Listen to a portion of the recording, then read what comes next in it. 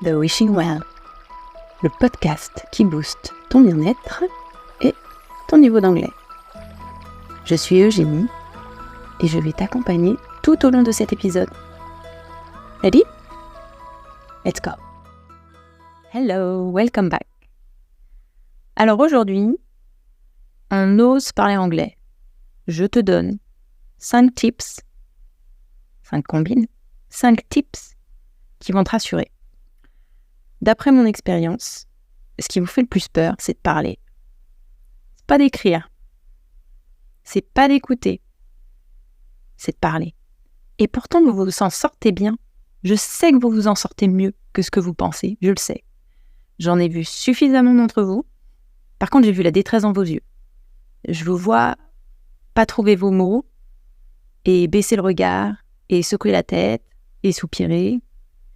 Je vous vois commencer une phrase et tout va bien. Et là, vous vous approchez d'une impasse parce que je vous vois y aller.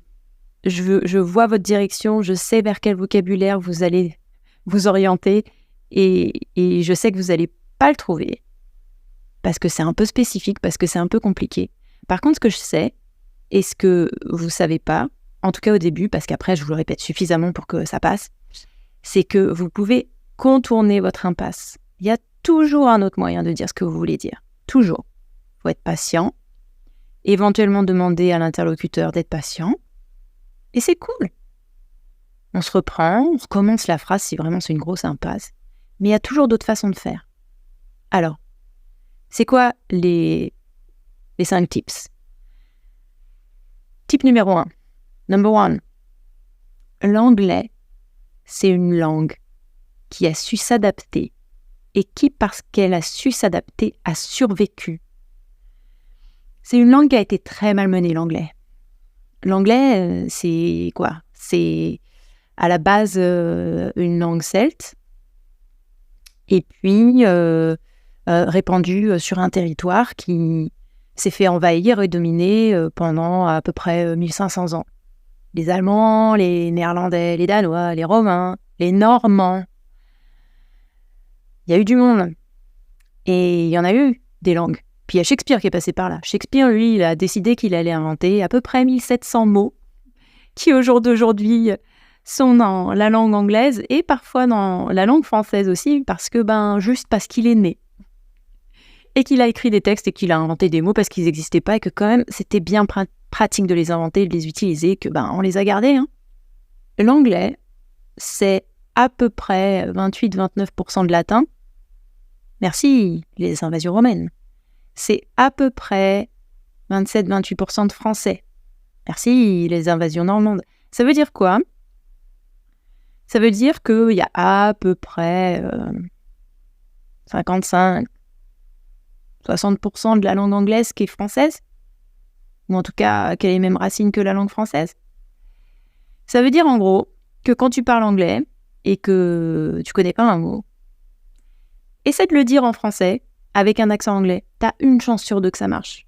C'est ma première tips, mais franchement c'est ma meilleure tips. J'arrête pas de le dire en cours.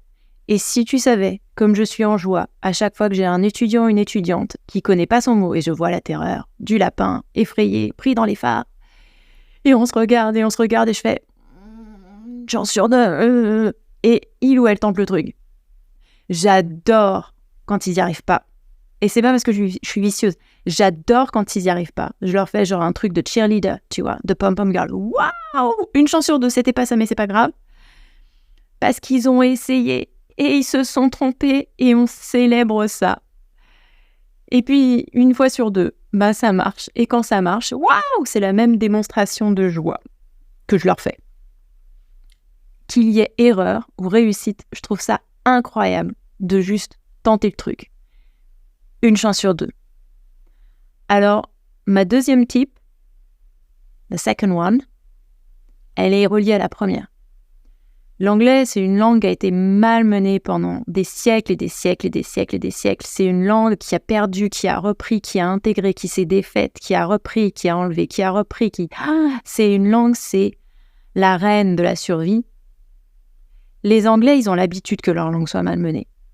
Je dis pas ça en mode ils ont l'habitude, ils sont blasés. Non, ils ont l'habitude, c'est pas grave.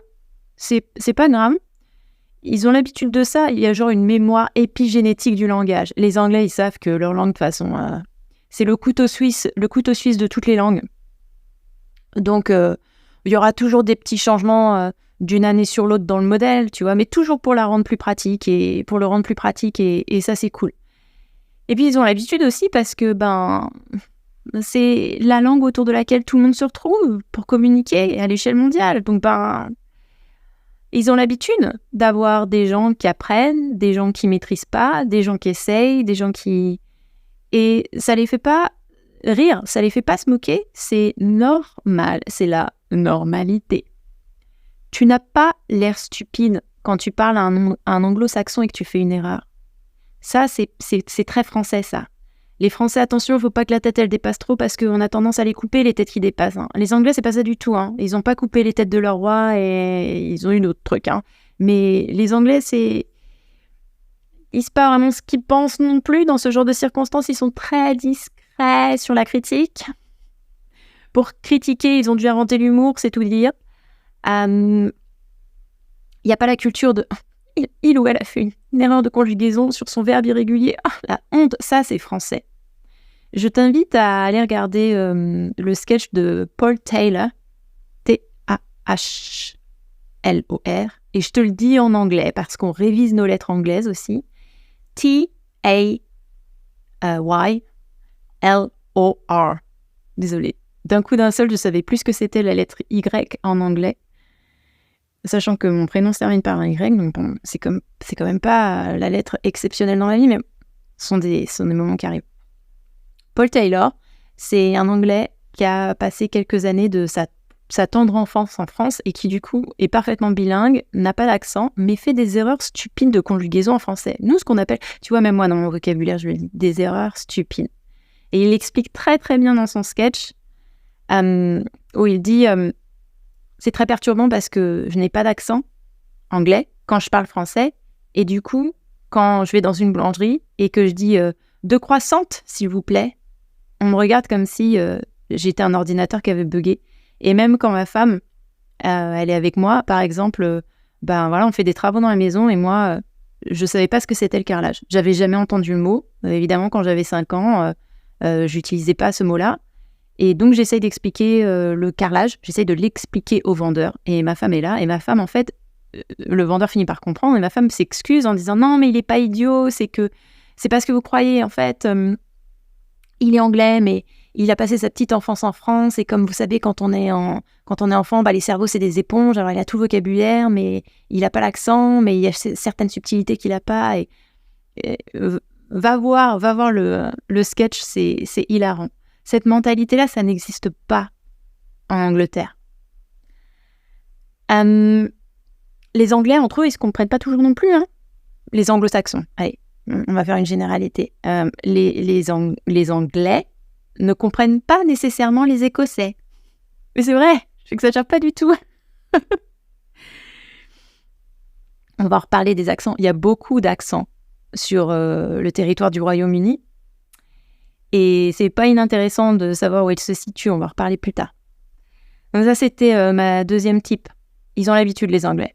T'inquiète, t'as pas l'air stupide. Ma troisième type, c'est que les Anglais, en vrai, ils adorent ton accent français. Ils adorent ton accent français. Et en quoi c'est censé te rassurer ? Déjà, ça donne des points de séduction. Même si tu sais pas formuler tes phrases correctement et que tu te trompes dans la conjugaison de tes verbes irréguliers et que tu fais un soliloque pour expliquer que tu voudrais un timbre parce que t'as pas le mot stamp mais il te faut un timbre et tu sais pas comment on dit timbre en anglais et c'est terrible donc tu essaies d'expliquer qu'il te faut un truc rectangle à mettre sur une enveloppe et t'es pas sûr enveloppe mais une chance sur 2 envelope, ouais une chance sur 2 ça se dit envelope, tu vois le genre. Les Anglais, ils adorent ton accent donc ils vont te laisser parler. Ils vont te regarder avec les yeux de l'amour et il y a des erreurs que tu vas faire, et je te parle d'expérience, pour lesquelles ils ne te corrigeront jamais, même si tu leur demandes. Par exemple, closed, les habits closed, et là je fais la bouche que tu ne veux pas faire mais qu'il faut faire, avec la langue coincée entre les dents du haut et les dents du bas. Closed, ou le bout de tissu. Au pluriel, les vêtements, ça ne se dit pas clothes. Tu vois comment ça s'écrit, clothes en anglais? C-L-O-T-H et au pluriel ES à la fin. Ça ne se dit pas clothes. Tu dis pas le th et ES à la fin, tu le dis pas. Et ça, on a refusé de me l'avouer pendant des années. Genre, c'est la 2e année où mon copain anglais d'époque m'a dit « Jenny, en vrai, ça se dit pas comme ça. » « Ah bon, ça se dit pas comme ça, mais personne m'a jamais rien dit. » Bah oui, mais c'est parce que c'est tellement mignon quand tu le dis mal. J'étais là, moi, ça ne m'arrange pas du tout, mais vas-y, comment ça se dit? Cloth. Quoi? Cloth. Et je suis même pas sûre de bien le dire. C'est te dire comme on me l'a si peu répété. Il y a 2 mots que je sais toujours pas dire. Iron, qui s'écrit I-R-O-N, le fer. Moi, j'ai toujours dit iron, comme Iron Man, tu vois. Non, c'est pas ça. C'est iron.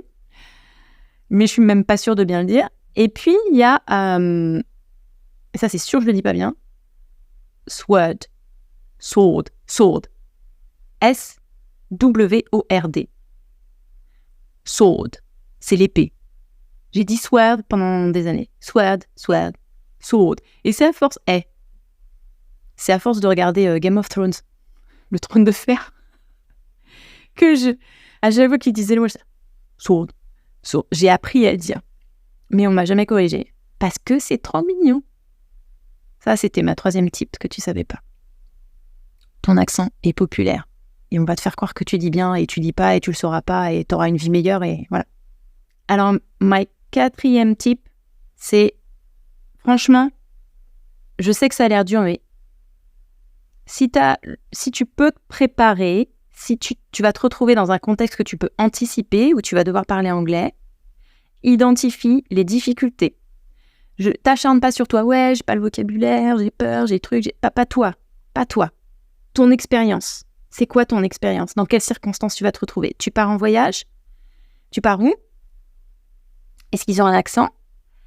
Est-ce que tu vas faire une visioconférence, une vidéoconférence? Est-ce que tu seras au téléphone? Est-ce que,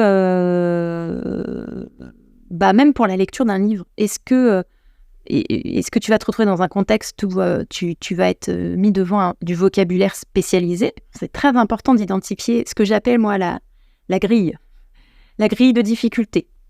Si tu pars, je sais pas, tu vas à Dublin, ils n'ont pas le même accent, ils ont un accent à Dublin. Ils n'ont pas le même accent qu'à Édimbourg, en Écosse. Ils n'ont pas le même accent qu'à Liverpool, en Angleterre. Ils n'ont pas le même accent qu'à Birmingham, en Angleterre. Sache où tu vas et renseigne-toi sur les accents. Si tu es dans une grande métropole, ça devrait être plus simple. Même en Écosse, Édimbourg et Glasgow, ça devrait aller. Ils ont l'accent écossais, ça roule les R. Tu vois, je le fais tellement bien. Ça roule les R, mais ça devrait aller. Si tu t'éloignes hors des grandes villes, alors là, c'est plus la même chose. Je te parle de l'Écosse. Plus tu vas vers le nord, plus c'est sauvage, plus ça va être compliqué. Et quand je dis compliqué, compliqué. Même moi, je comprends toujours pas l'accent écossais. L'accent irlandais, je le trouve très compliqué à comprendre également. Très compliqué. J'ai moins été en Irlande, j'y suis allée 2 fois, donc je connais moins. Mais quand je regarde un film avec un acteur irlandais, j'identifie. Même moi, je continue à le faire. J'identifie. Alors là, Eugénie, va peut-être falloir lire sur les lèvres et pas t'inquiéter si tu comprends pas tout ce qu'il dit mot à mot. En Angleterre, même règle. Si tu es à côté d'une grande ville ou dans une grande ville, c'est plus cosmopolite, ça ira mieux. Tu vas à Londres, évidemment, ça va. L'accent londonien est assez clair, assez facile à comprendre. Si tu es dans le sud, ça va. Le sud de l'Angleterre, ça devrait aller. Bristol, ça va aussi. Par contre, après, quand tu commences à monter dans le nord, Birmingham, Manchester, Liverpool, c'est des belles villes, mais on a de l'accent là-haut. On a de l'accent. Moi, je comprends bien l'accent de Liverpool. Liverpool, c'est les Beatles. Manchester, moins. Birmingham, ça va. Mais je suis au courant. Il y a beaucoup d'accents en Angleterre. Autour des côtes, dans les grandes villes avec des ports, par exemple Bristol, il y a un accent. Moi, quand je suis arrivée en Angleterre, je ne savais pas, mais j'ai pris l'accent bristolien. Toute proportion gardée parce que, évidemment, j'avais l'accent de base français. Mais on m'a rapidement fait la remarque, quand je me déplaçais, que j'avais un accent, mais pas que français, qu'il y avait quelque chose. Alors, on me disait souvent, on dirait de l'espagnol. Et quand je disais, mais oui, mais alors je viens de Bristol, les premières fois, puisque, après, je m'interrogeais plus, j'avais compris. On me disait, ah, bah oui, c'est l'accent bristolien. Je pense que c'est historiquement, d'un point de vue activité portuaire, et donc flux de nationalités et d'individus, c'est un accent qui s'est modelé. Voilà.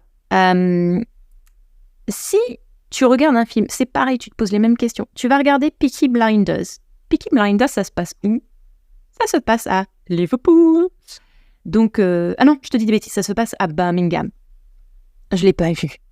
Il faudrait que je le voie. Ça se passe à Birmingham. C'est une histoire de gang. Donc, milieu assez ouvrier pauvre, plus accent de Birmingham, ça va être difficile à comprendre. Mais tu peux lire sur les lèvres. Alors, tu peux t'accrocher à ça. Bon, après, la difficulté, c'est tu fais de la visioconférence. Tu sais pas forcément sur quoi tu vas tomber. Tu sais pas si tu sais pas nécessairement sur qui tu vas tomber. Normalement, tu devrais savoir, mais si c'est dans le cadre professionnel et que c'est un collègue de l'international et que la conférence va être en anglais, ça ne te dit pas la nationalité de ton collègue. Si ton collègue, il est natif hindou, ça va pas être facile. Hindou, qui parle anglais, c'est difficile à comprendre pour un Français. Alors, il faut comprendre aussi que notre oreille est habituée à certains sons et moins à d'autres. Je vais y revenir plus tard. Donc, il y a des accents vraiment... on a du mal à identifier le son et à le rattacher à un mot anglais. Les accents asiatiques, chinois, c'est encore difficile, mais ça va. Et puis les accents européens, ça va, parce que finalement, prends l'italien par exemple. Moi, je trouve qu'un Italien qui parle anglais et à qui tu parles anglais, nos accents sont assez proches finalement, donc on s'en sort. Mais là où ça se corse, c'est si t'as pas moyen de lire sur les lèvres, que tu sais pas sur qui tu vas tomber, donc typiquement, le coup de fil. Tu pars en voyage, tu loues une voiture, tu tombes en panne sur l'autoroute et là, tu dois appeler le service d'assistance. Alors là, c'est pas forcément facile. Là, tu mets ta grille de lecture en place, les difficultés. Je ne sais pas c'est une situation à laquelle je ne suis pas habituée. Tu n'es pas en train d'essayer d'expliquer à quelqu'un ce que tu fais comme métier, l'âge que tu as, dans quel contexte tu vis. Non, tu vas devoir expliquer tout un ensemble de circonstances que tu n'as jamais expliqué à personne avant. C'est donc une première. C'est complètement inédit. Tu es au téléphone, il y a donc des interférences, tu n'as pas moyen de lire sur les lèvres, tu ne sais pas sur qui tu vas tomber, c'est peut-être quelqu'un qui fait du télétravail à l'autre bout de l'Angleterre ou à l'autre bout de l'Écosse. Là, mets en place ta grille de lecture et puis détends-toi. Ces circonstances-là, tu ne peux pas les changer. Mais au moins, tu les as identifiées, ok ? Te flagelle pas en te disant « je vais jamais y arriver parce que mes compétences sont trop moindres et trucs et machin ». Dis-toi au contraire, ça et ça et ça, ça va pas forcément dans mon sens. Ça va pas être facile. Puisque c'est pas facile, c'est normal que je sois dans l'inconfort. Allez, on y va quand même. On a peur et on y va. Ça, c'était mon tip number 4, identifier les difficultés. Mon tip number 5, et c'est mon dernier tip, c'est sors ton dictionnaire sans honte et fais les sons comme ils doivent être faits, du mieux que tu peux, sans honte. Le nombre de fois dans mes séances de soins, d'aromathérapie, je suis en présence de quelqu'un qui a une pathologie qui, je le sais, est une contre-indication pour l'usage d'au moins une de mes huiles. Et plutôt que de faire n'importe quoi en ayant l'air de savoir ce que je fais, je dis à la personne, et là je vais t'apprendre une phrase magique. Bear with me. I'm gonna check my literature. Bear with me, ça veut dire donnez-moi une minute.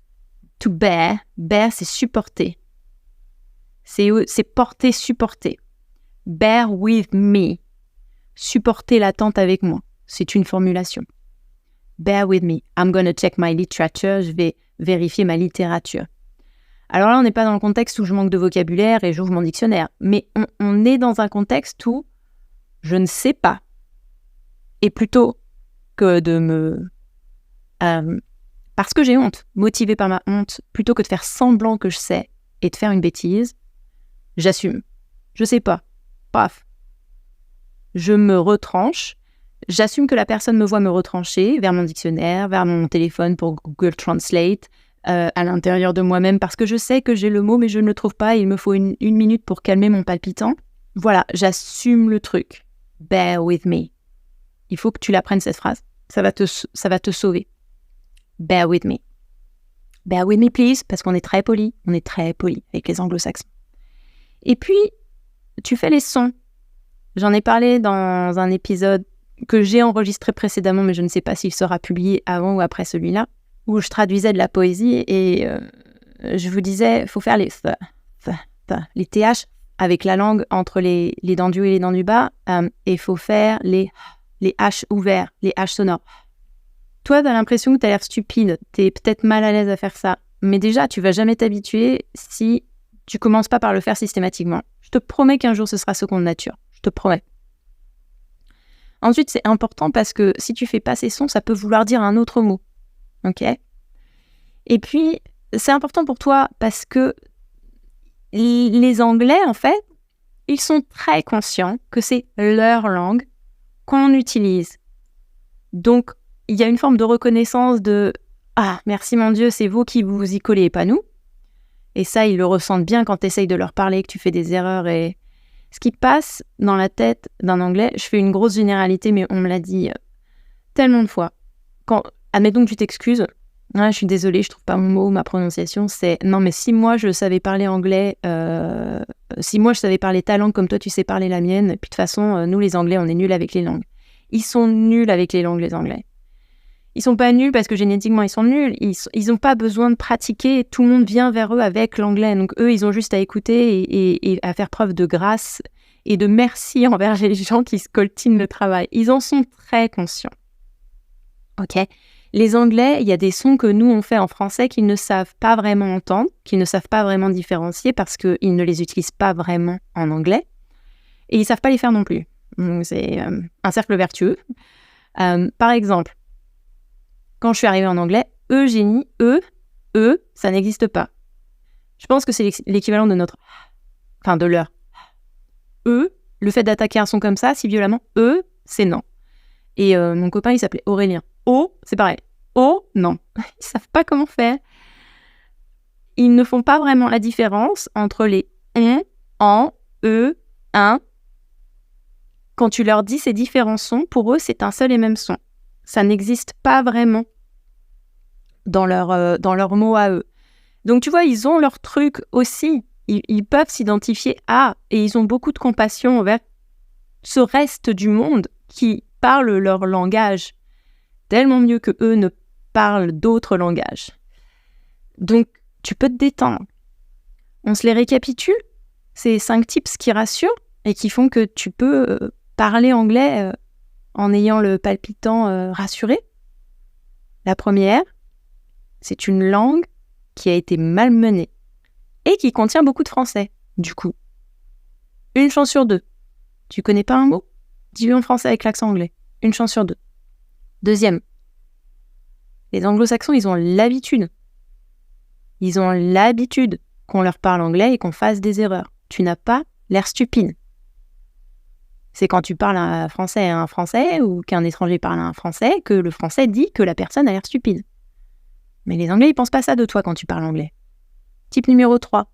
Les Anglais, ils adorent ton accent. Ils vont même pas forcément te corriger pour tes erreurs. Tu as un capital séduction de base. C'est génial ça.